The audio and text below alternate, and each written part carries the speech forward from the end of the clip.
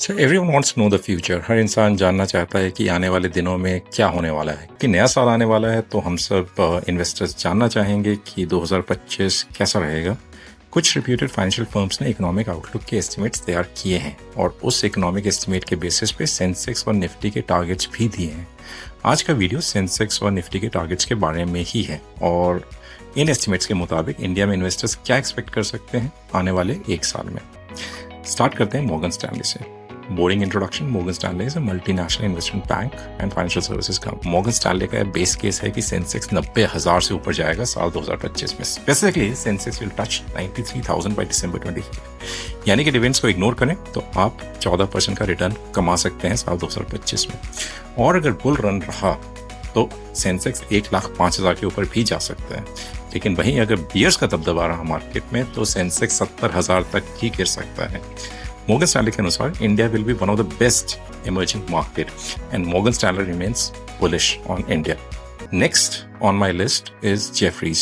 Jefferies is again a multinational investment bank and financial services company. Jefferies का return expectation Morgan Stanley से थोड़ा कम है। इनके हिसाब से we can see a 10% growth in Nifty in 2025. इनका निफ्टी का टारगेट है 26,600 का। ध्यान रहे Morgan Stanley का सेंसेक्स का एस्टिमेट था और जेफरीज निफ्टी का एस्टिमेट दे रहे हैं। निफ्टी 26,600 को टच कर सकता है साल खत्म होने तक। They are essentially betting on large cap stocks over mid cap and small cap names. यानी कि जेफरीज की माने तो लार्ज कैप्स का परफॉर्मेंस मिड कैप और स्मॉल कैप से बेटर होगा। साल 2025 में जिन सेक्टर्स में स्टॉक परफॉर्मेंस अच्छी रहेगी वो कौन से हैं? Financials, information technology, telecom, automobile, health care, utilities and power and last में रियल एस्टेट। लेकिन जिन सेक्टर्स में स्टॉक परफॉर्मेंस इतनी अच्छी नहीं रहेगी वो है energy, consumer staples, consumer discretionary and materials. अब बात करते हैं गोल्डमैन सैक्स की। It is also a large multinational investment bank and financial services company. Goldman सैक्स expects the benchmark Nifty index to reach 27,000 by the end of 2025. इसका मतलब इनका estimate Jeffrey से थोड़ा हाई है। जेफरीज का 26,600 का था और गोल्डमैन का 27,000 का है। गोल्डमैन का ऐसा मानना है कि इंडियन स्टॉक्स का वैल्यूएशन अभी काफ़ी हाई है जबकि कंपनीज की अर्निंग्स ग्रोथ स्लो डाउन हो रही है। तो ऐसे सिनेरियो में ये पॉसिबल है कि निफ्टी नेक्स्ट 3 मंथ्स में 24,000 तक गिरे और फिर वहां से रिकवरी होगी 27,000।